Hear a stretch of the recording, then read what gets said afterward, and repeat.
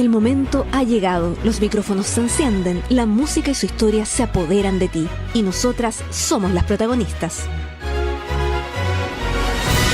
Féminas Sinfónicas, programa conducido por las integrantes de la Orquesta Sinfónica UDEC. Un viaje por las culturas y las artes junto a grandes invitadas. Féminas Sinfónicas, acompañándote cada sábado en Radio Universidad de Concepción y en las plataformas digitales de Corcudec.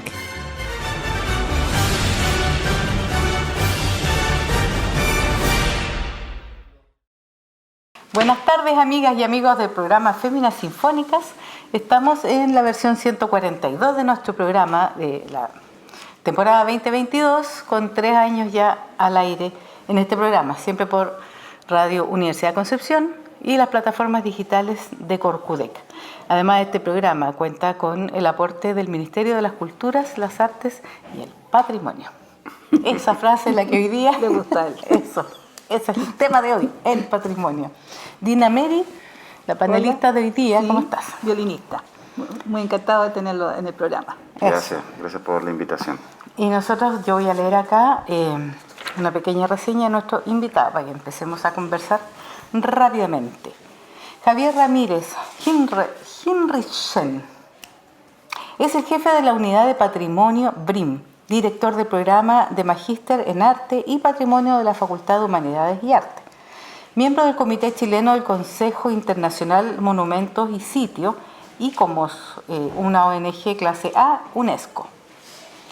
Además es profesor asociado, académico e investigador de Historia del Arte Chileno y Latinoamericano y Patrimonio Cultural en el Departamento de Artes Plásticas, Universidad de Concepción.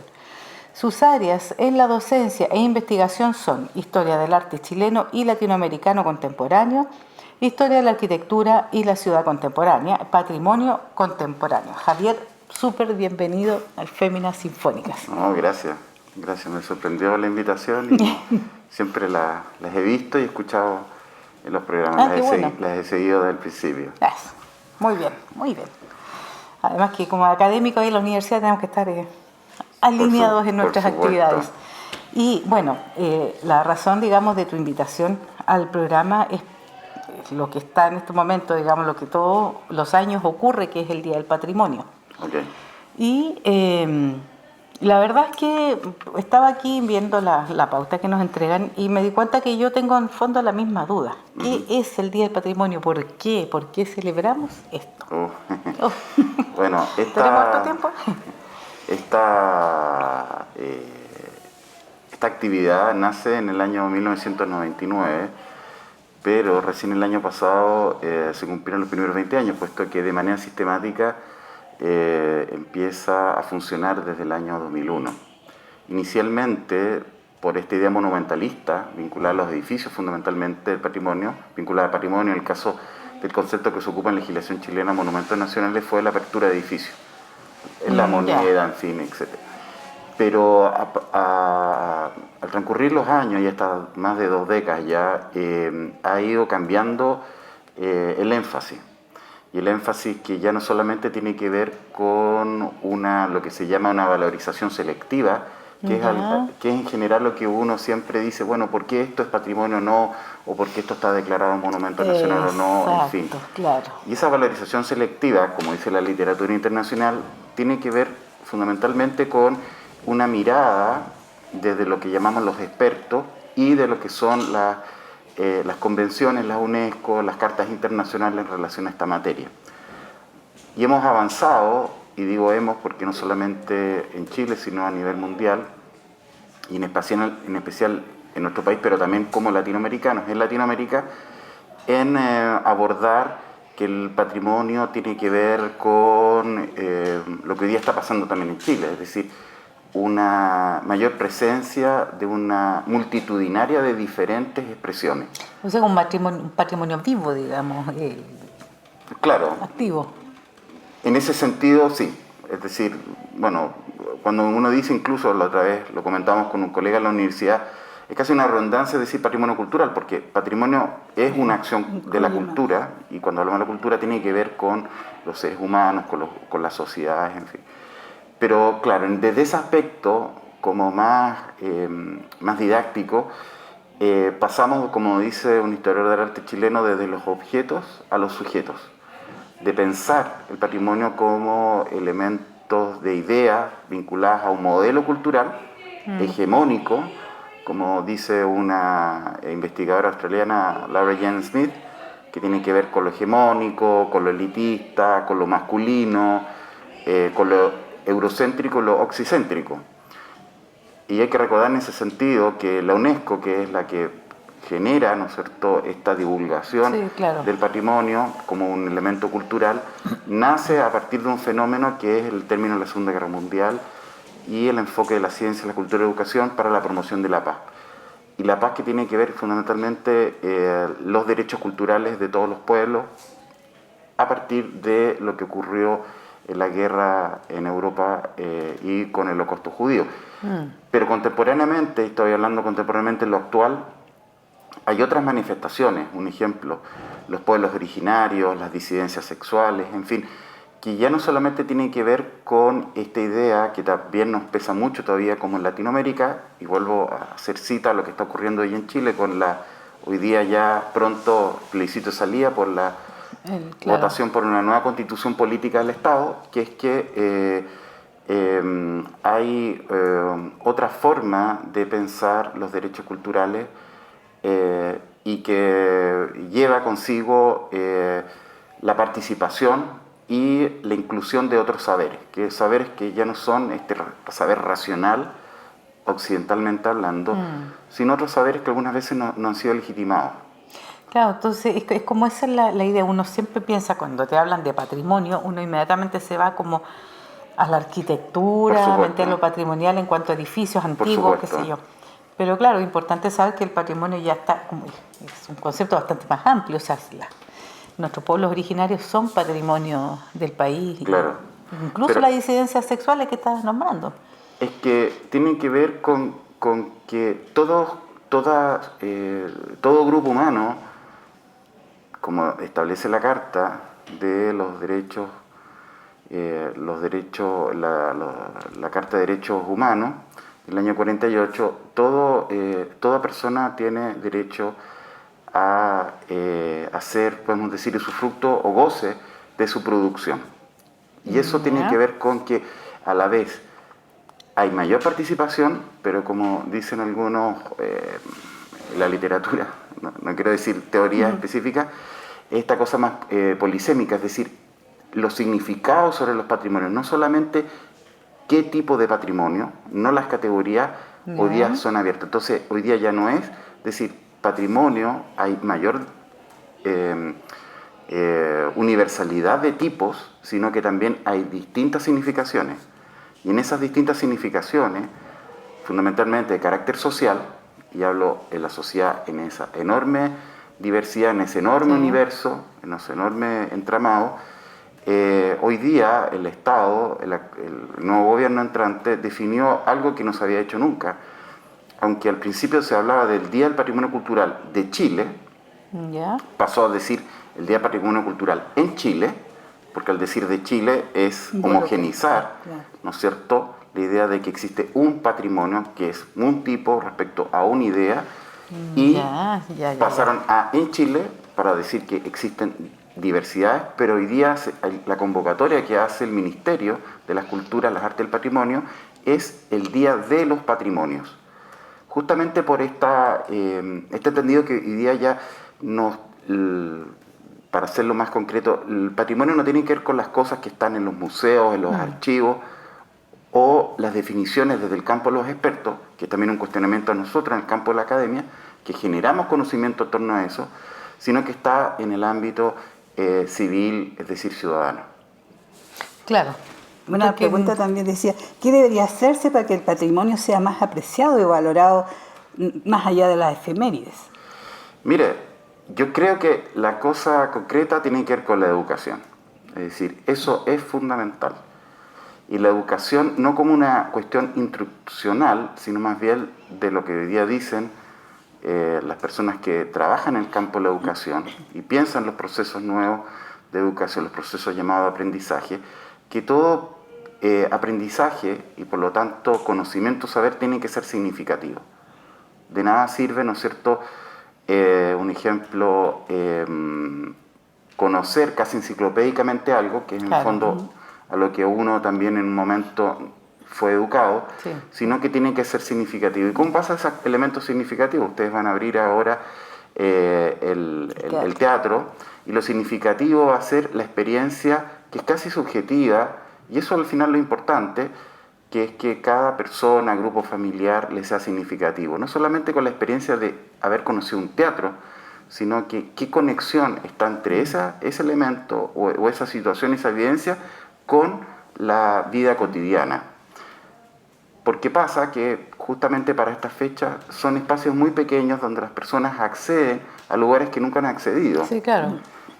Pero yo creo que la cuestión de la educación, y como tú dices, pasa más allá desde el punto de vista de las efemérides. Las efemérides son importantes, nos organizan, ¿no? Los calendarios nos organizan, nos plantean, ¿no es cierto?, que en el fondo también nos llevan con una cosa antropológica muy primigenia nosotros. Y el no olvidar, digamos. No olvidar.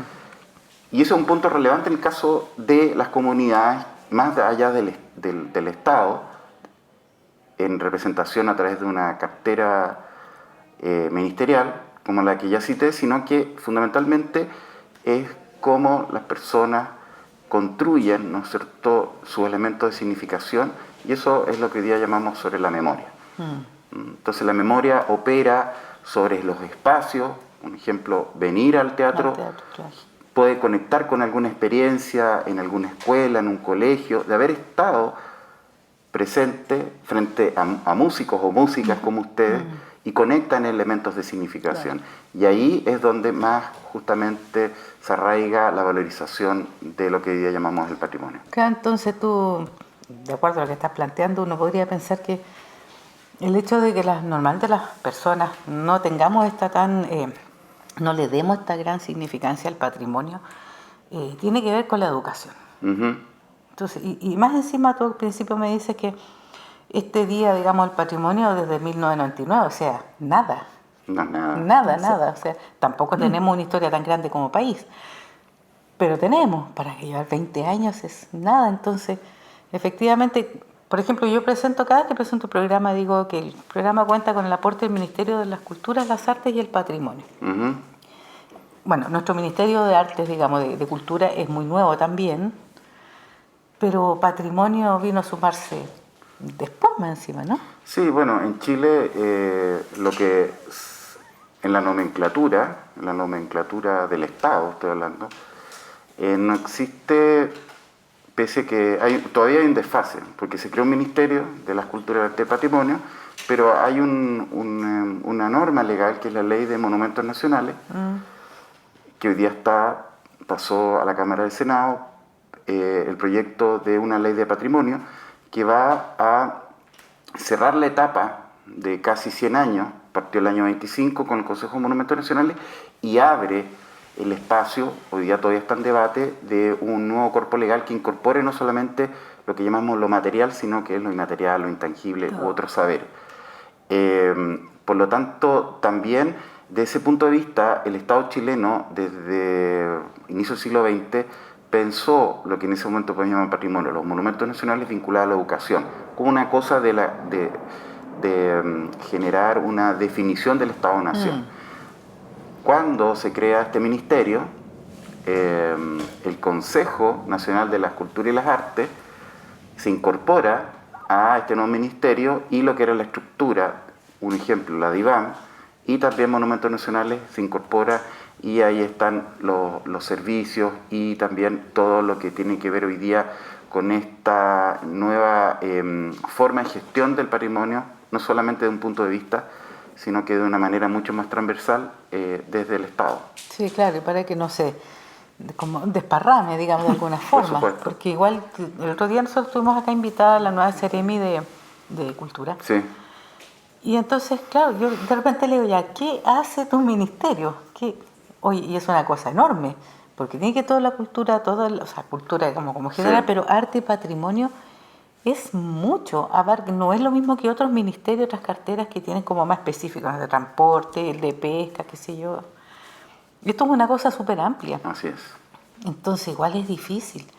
Yo creo cómo lograr encajar todo esto, y nosotros no somos un país, a lo mejor me van a matar lo que voy a decir, pero es lo que yo siento, no somos un país muy cultural.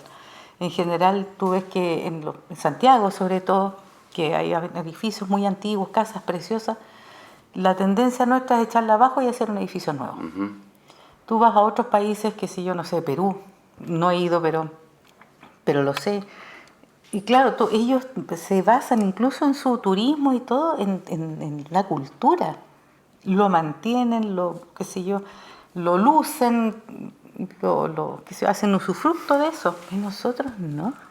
Bueno, es que ahí nos metemos a otro ámbito que no sé si... Claro, es que es terrible entonces. Sí, esto dice también está protegido el patrimonio cultural por parte del Estado y deberían haber cambios legislativos. Bueno, como les dije, los cambios comenzaron de manera muy específica en el año 1925, cuando se crea primeramente el Consejo de Monumentos Nacionales, al final del gobierno de Eduardo Frei Montalva, unos meses antes de asumir Salvador Allende, se dicta la nueva ley, que es la ley que hoy día está vigente con algunas modificaciones, la 17.288, que es la que rige a la ley de monumentos nacionales, tanto la composición del organismo colegiado como también las definiciones y otros elementos de carácter instrumental. El punto es que Chile, y eso también va a ser una interrogación, y este es un tema también, para explicarlo bien, político, puesto que cuando hablamos de normativa estamos hablando de organización política del Estado, por lo tanto constitucional. Hay que esperar también ahora qué va a pasar con el plebiscito de salida, puesto que eso va también a reorientar la posición del Estado sobre justamente el tema del patrimonio. Pensando en qué, no solamente en leyes, sino también en la organización político-jurídica. Un ejemplo, lo que se habla hoy día del Estado regionalista, puesto que si uno hace elementos comparativos con el Perú, con Argentina u otros países latinoamericanos, existen diferentes capas de normas de protección, municipales, provinciales o nacionales. Pero la protección lo que hace, como cualquier instrumento legal, es generar, ¿no es cierto?, deberes y derechos. Por lo tanto, creo que sí estamos al debe de cuestiones que tienen que ver con temas de legislación. No es que estemos tan mal, pero hay cosas que se tienen que reactualizar. Pero también algo que capaz que se nos escapa, que es el tema, ¿no es cierto?, que hoy día también es un problema a nivel global, que es el tema medioambiental. La cuestión medioambiental ya no es un elemento separado de la vida de las comunidades. Y eso es lo que hoy día hace tiempo se está trabajando, que a la vez el Estado de Chile ha ratificado, no solamente ha adherido a esa propuesta, que es desarrollo sostenible. Sí. Y el patrimonio, podríamos decir, de un punto de vista ya más concreto, volviendo como la idea original, a nivel de un ejemplo de inmuebles, de casas, es la expresión mejor de esa sostenibilidad. Y el ejemplo que tuviste es claro. Una ciudad, hoy día las ciudades no son sostenibles. No. ¿Por qué no son sostenibles? Por un tema, ¿no es cierto?, de la calidad de vida, que se traduce en los aspectos de la movilidad urbana, o aspectos también de la valorización de la vida urbana a través de, un ejemplo, la altura de los edificios. Exacto. Que nos puede parecer una cosa muy estética, pero no es estética. Tiene que ver que si hay un barrio que tiene una altura, 2 pisos, hay un sentido de habitabilidad urbana que tiene que ver justamente con esa característica propia del lugar. Y claro, porque además las ciudades se siguen poblando ya demasiado, la gente no quiere vivir fuera de las ciudades grandes, No. y entonces ya no te cabe más gente y vamos para arriba. Sí, Fíjate que yo me crié en La Serena, así Yo como también. entre paréntesis, ella también, ella es serenense, yo me crié allá más allá, y estudiamos en el mismo colegio, además. En La Serena hay como una disposición Así es. municipal. Tú no puedes hacer más de 4 pisos. Y más o menos los colores de las casas Y son... también, los Ahora, en la colores. costanera no, porque en la playa, qué sé yo, y ahí pusieron edificios altos y todo. Pero en la ciudad no. Y se trata de Así es. seguir más o menos un modelo. Lo que tú hagas, aunque hagas un mall, ojalá las tejas, las ventanas Conserve la enmarcadas. parte histórica, claro. Claro, Sí, eso así se es. conserva ya. Bueno, La Serena en ese sentido fue innovadora de un punto de vista del plan regulador, en lo que hoy día llamamos las zonas típicas o pintorescas. Y eso se debió, no sé si es políticamente correcto decirlo, porque un presidente de Chile nació ahí. Sí, claro, Gabriel González sí, pues, Videla. Videla, Y Gabriel sí. González Videla promovió eso y fue la primera ciudad que generó, sin el instrumento de zonas típicas que nace en la ley del año 70 que yo les planteé, no existía eso en la normativa del año 25, una protección a lo que se llama el conjunto urbano. Se han hecho intentos, pero son a nivel seccional en la ciudad. Hay dos instrumentos que generan esa ordenación urbana.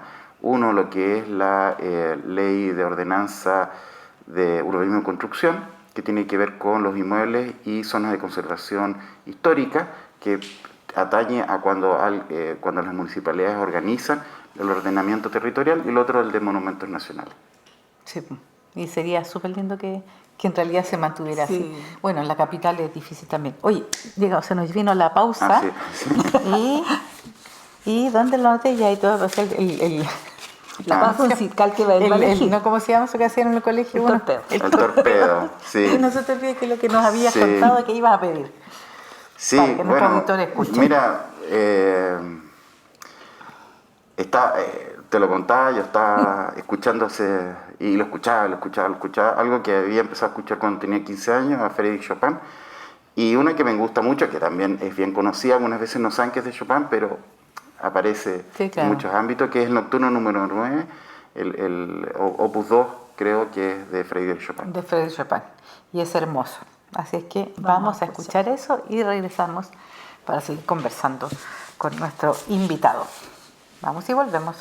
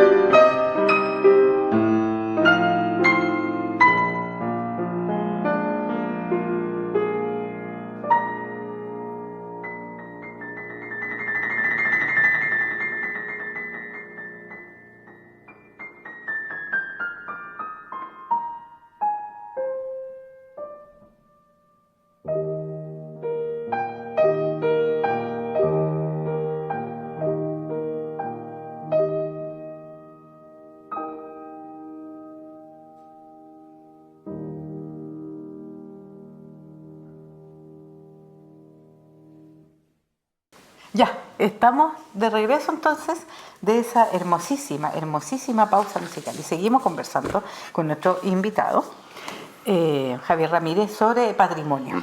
Que estamos aquí, pero a puertas, digamos, del Día Nacional del Patrimonio, y que en realidad es un tema que todo el mundo dice, sí, el Día del Patrimonio. Entonces la gente, como hablábamos al principio, se abre, no sé, por la moneda, ahí, qué sé yo, allá el Congreso en Santiago, como el antiguo, que toda la gente lo quiere ir a ver, etcétera. Pero saber realmente, ¿cierto, Dinita, qué es el patrimonio? Y ahora más encima que tú vas explicando que hay un patrimonio como más como vivo, digamos, que eso tú no lo puedes ir a visitar el Día del Patrimonio, o sea, no va a ir a una comunidad indígena, porque no. Entonces, en el fondo, también como que la gente sepa, digamos, tú has explicado súper bien todo lo que es el tema del patrimonio, la importancia que tiene. Yo creo que ahí hay un tema, porque ustedes, los que son historiadores y todo, y nosotros estamos metidas en el mundo de las artes, podemos entender, pero el común de la gente de no pasar esto que del día domingo que ¡ay, qué entretenido! Y después se olvidaron.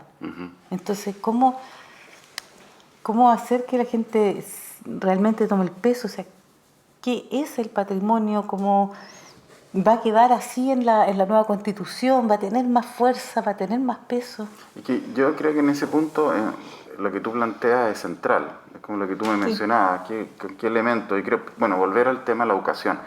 Pero una cosa que lo que diga un cuerpo legal, pero otra cosa cómo eso sería la praxis. Y yo vuelvo a insistir, yo creo que hay experiencias internacionales donde los estados han generado acciones. Creo que lo que ha hecho Chile después de la vuelta a la democracia ha ido en ese camino. Pero ese camino es complejo y hoy día lo que estamos viendo, pensando en los gremios, en los músicos, no se puede generar una conciencia pensando en el espectáculo, sino que dentro de un sistema. Y ese sistema tiene que ver con la promoción, pero también la protección de lo que podemos llamar los cultores, el área de los artistas en su amplio sentido, los músicos, los escritores, las actrices, los actores, en fin, los bailarines. E incluso lo que podemos llamar, que puede parecer un poco duro decir a esta altura, el arte popular o los cultores populares. Por lo tanto, creo que la educación es lo fundamental. Yo hago clases en la Universidad de Concepción, por mi área disciplinar, hago clases de Historia del Arte a estudiantes de Pedagogía en Artes Visuales, y un punto importante que está dentro de la malla es la cuestión de hablar del patrimonio, el patrimonio arquitectónico, el patrimonio artístico, porque ellos, por el tema de los programas del ministerio, lo tienen que desarrollar. Pero el desafío ahí es cómo ellos lo enseñan. Y yo les planteo que la enseñanza ahí no tiene que ver con lo enciclopédico, de la cantidad de datos, sino con los elementos de significación. Y un ejercicio creo que es importante, es pensar lo que esta palabra que puede ser tan pesada, patrimonio, en lo inmediato, desde lo familiar, desde el barrio, desde las mismas escuelas, los colegios, los liceos. Entonces, una cosa es que el Estado se comprometa, vuelvo a lo primero, se comprometa a garantizar derechos, pero otra cosa es cómo eso se aplica. Entonces, los modelos, un ejemplo, no quiero ser eurocéntrico, que partí hablando contra el eurocéntrico, un ejemplo, en la década del 60, hay un famoso presidente, Georges Pompidou, por lo cual se erigió un museo en París. Tuvo un ministro de cultura, podemos decir así, que se llamó André Malraux. André Malraux fue amigo de Huidobro, un hombre de izquierda, y promovió lo que es el acceso al cine. Porque uno dice, los franceses, ¿por qué son tan cinéfilos? Bueno, eso no es que los franceses nacieron con la toma de la Bastilla, con el gusto al cine. Exacto. El cine no estaba en la época de la toma de la Bastilla.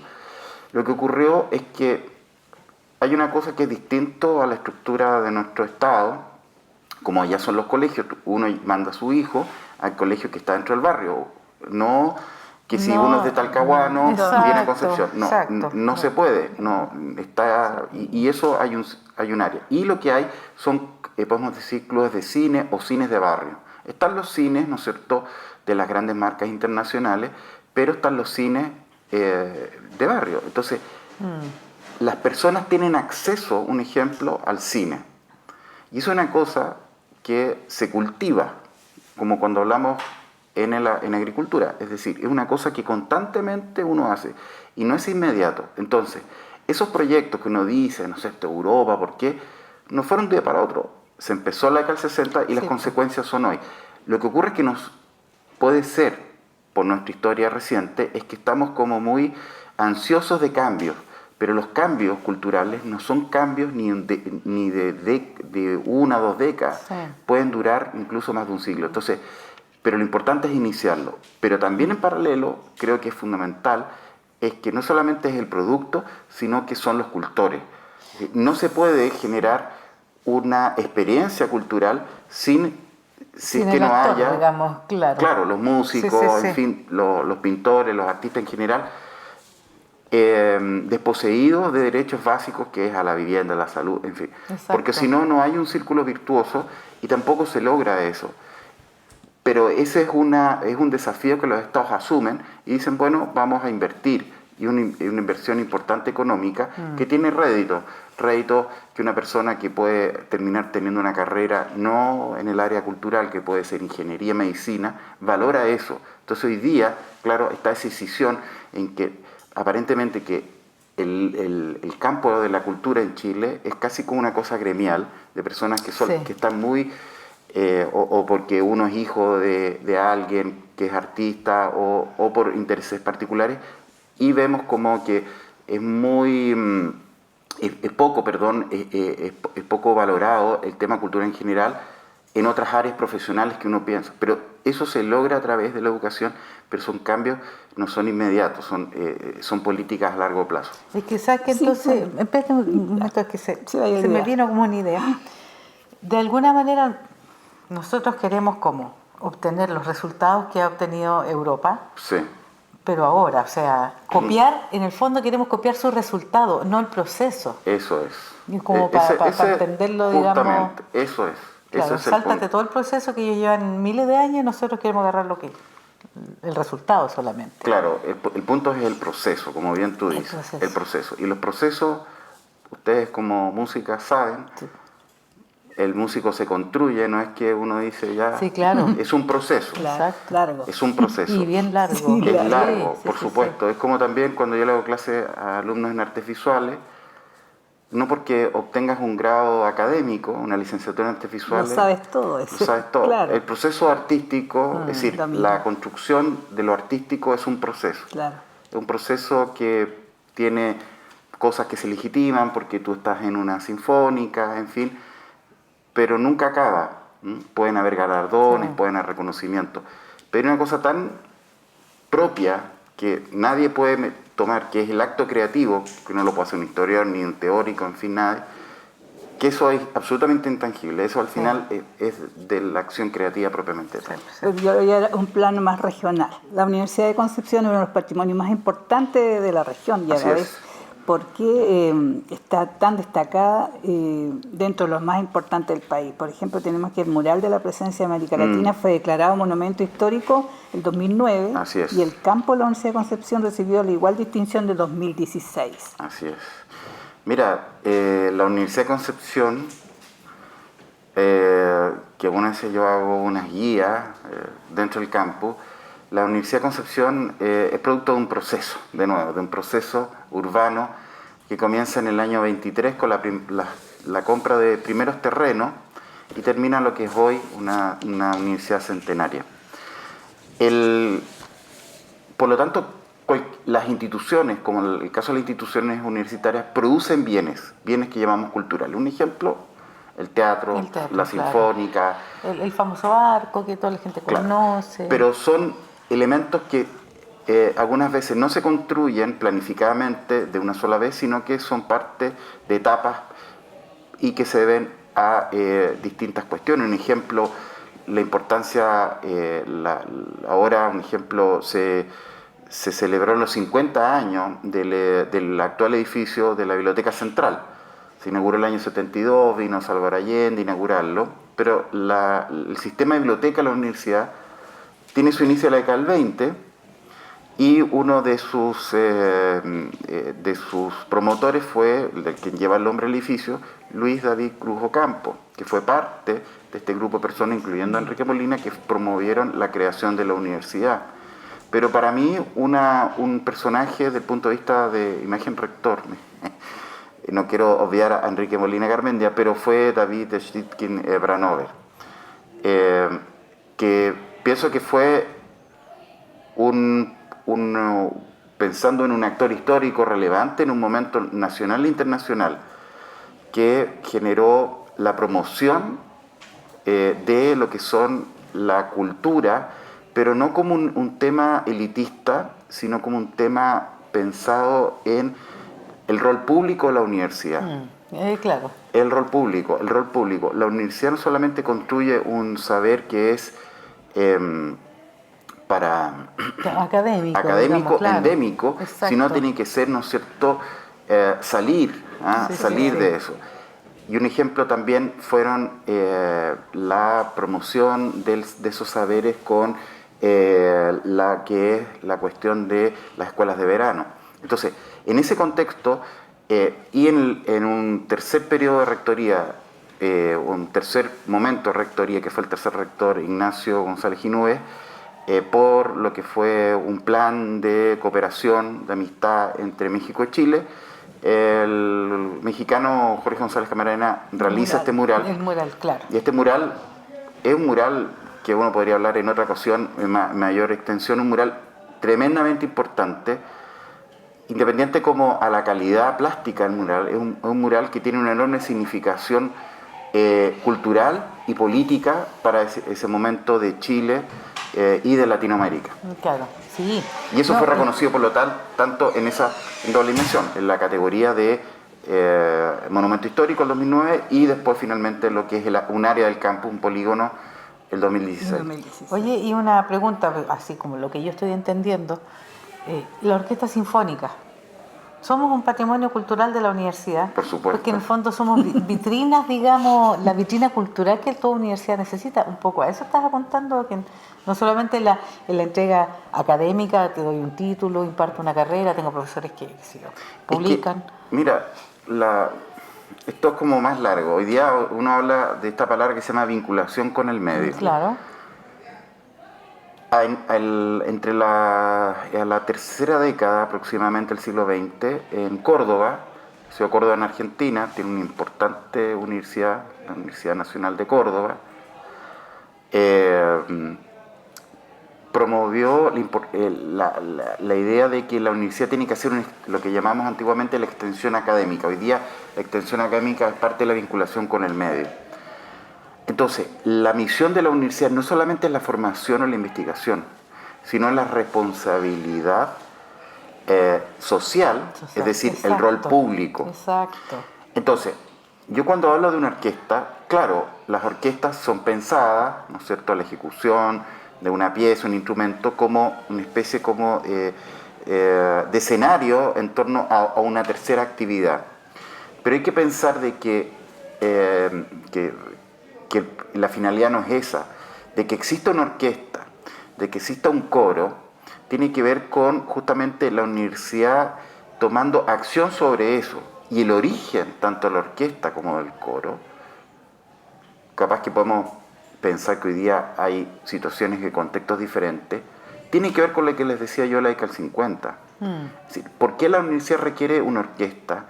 No por cuestiones de los actos oficiales, sino porque esa dimensión de lo musical se debe expresar ahí y la universidad tiene una responsabilidad como institución de dar eso a la sociedad civil. Y creo que eso es lo que actualmente hace la Corcuec con su orquesta, con el coro, teniendo un teatro, de poder dar esos espacios que a nivel regional sabemos que son pocos en comparación a Santiago. Sí, claro.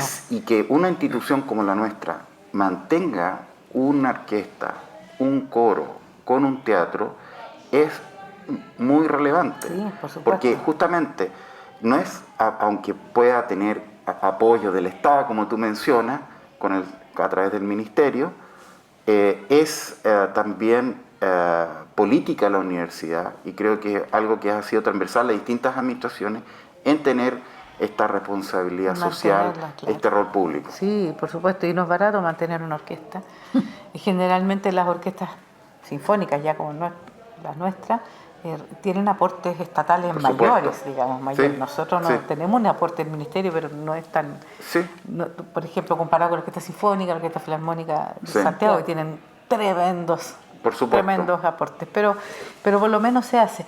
Entonces, aquí está que se vincula también con el tema de la educación y vamos dando vuelta otra vez sobre lo mismo. Y a mí me queda dando vuelta algo que tú dijiste, cuando que tú le haces clase a la gente que estudia pedagogía en arte, ¿cierto? Y tienes tu ramo de saber de lo que es el patrimonio y cómo ellos lo enseñan. Pero a lo mejor el profe sale súper bien preparado de la universidad y sabe cómo llegar a los alumnos con eso. Pero si no están los programas del ministerio, hasta ahí nomás llegamos. Entonces, yo creo que a nosotros como músicos también nos pasa. El profesor a lo mejor de artes plásticas te hace hacer otras cosas en el colegio. No necesariamente para lo que viene preparado. mira, que hay otros desafíos. El problema es que uno lo que es la formación, después lo que define la estructura que lo dicta el Ministerio de Educación, pero otros son los contextos. Es diferente hacer clases en contexto socioeconómico en colegios privados, Claro. en municipalizados. Por lo tanto, es distinto hacerlo en espacios educacionales urbanos, de hacerlo en espacios rurales. En fin, creo que ahí también hay un desafío, pienso, y que yo sé que lo están abordando distintas facultades de educación de distintas universidades chilenas, en cómo responder a todos esos escenarios. No es fácil, porque una persona formada supone que está pensada para que ciertas condiciones se den en el aula, pero eso nunca es así. Es que no es así. No es Sí, así. se lo entiendo. El punto es que como hay una situación que lo mal llamadas, hoy día mal llamadas digo, las competencias blandas, son esas capacidades de poder generar una innovación, es decir, que estos profesionales sean innovadores y tengan capacidad de hacer ese giro en esos otros contextos. Es difícil. Sí. Por los sueldos, por los contextos de la infraestructura donde está el establecimiento.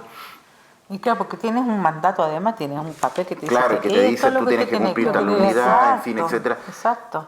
Y finalmente queda lo del papel y no queda lo que yo les decía, la experiencia significativa. Pero yo he visto, ya llevo varios años haciendo clases en la universidad, específicamente a las pedagogías, y en especial en esta, es que veo que existe voluntad de parte de los jóvenes que ingresan a nuestra pedagogía de generar esos cambios y son conscientes de eso.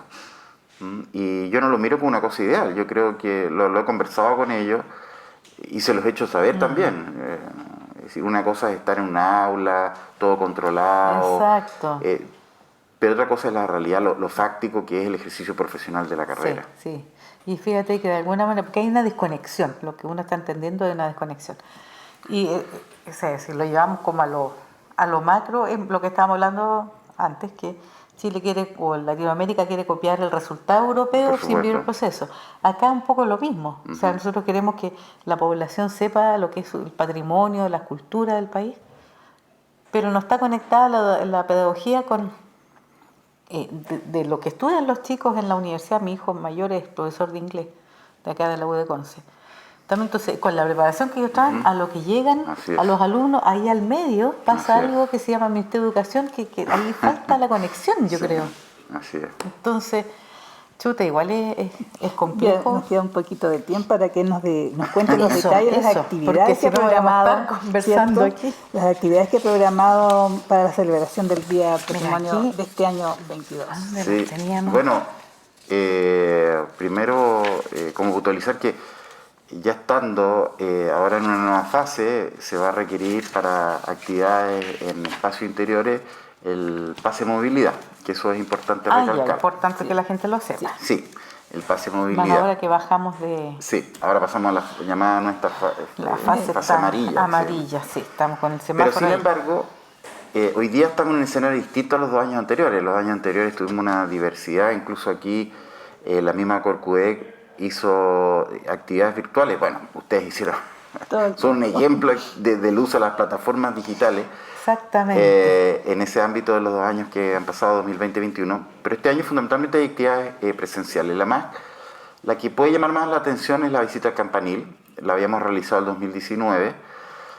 También hay una actividad muy importante de 2 organizaciones externas de la universidad que van a estar circundantes al foro, que es una exposición en una carpa de una asociación de artesanos del Biobío y también de una agrupación de migrantes que se llama Casa de las Naciones.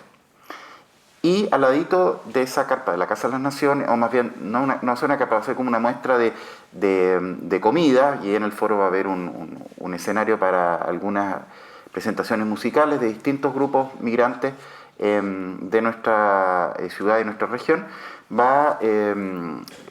Se va a realizar una exposición colectiva de un proyecto que venía agitándose hace bastante tiempo, que ha sido liderado por la actual decana de la Facultad de Ciencias Naturales y Sonográfica, la profesora, la doctora Margarita Marchand, quien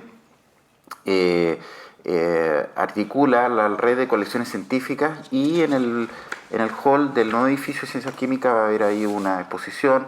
Está la exposición de lo que se inauguró la semana pasada, pero también va a estar abierta al público 28 y 29 en el hall de la Biblioteca Central. Van a haber actividades en la Casa del Arte, va a haber acceso a visita con pase movilidad al arco de UDEC. Van a haber va a haber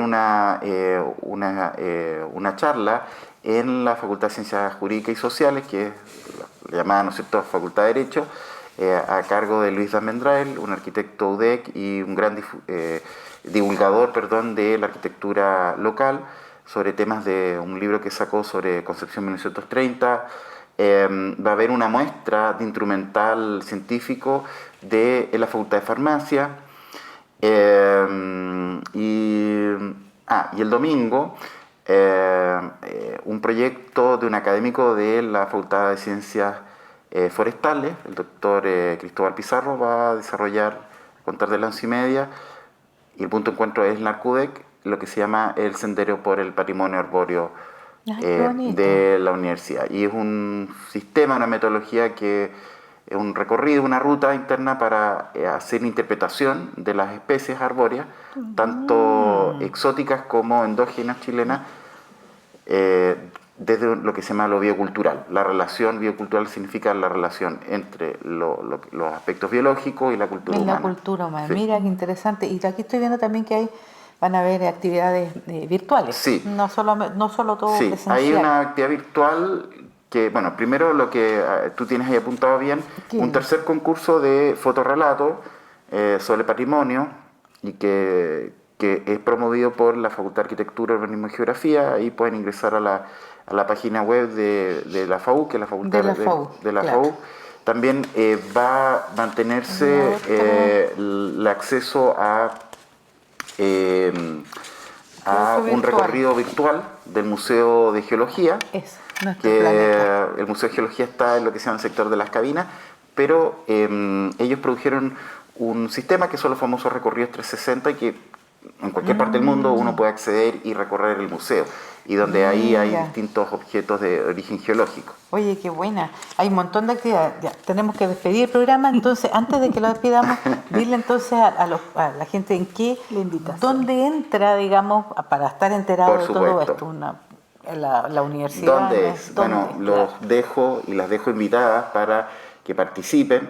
Se me había olvidado, aquí en casa hay una actividad el día 29, a contar de las 11, con pase movilidad, un recorrido por el teatro. Yo creo que esas experiencias son fundamentales, porque en general el límite del teatro es que si uno tiene entrada y aquí es gratuito, y ver el teatro en otras circunstancias que no es el público, sí, claro. y el tema interpretativo.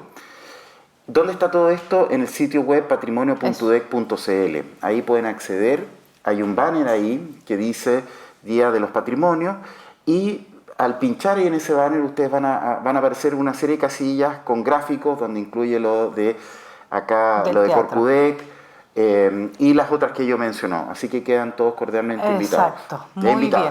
Invitadas. Entonces, después de esa tremenda invitación, nos despedimos despedimos a nuestro invitado y muchísimas gracias por haber estado, por No, venido. gracias a Muy usted. interesante la conversación, podríamos estar todo el día, pero no podemos.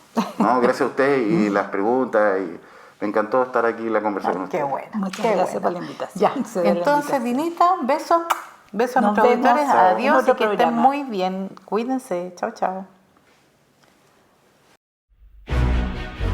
El momento ha llegado, los micrófonos se encienden, la música y su historia se apoderan de ti, y nosotras somos las protagonistas.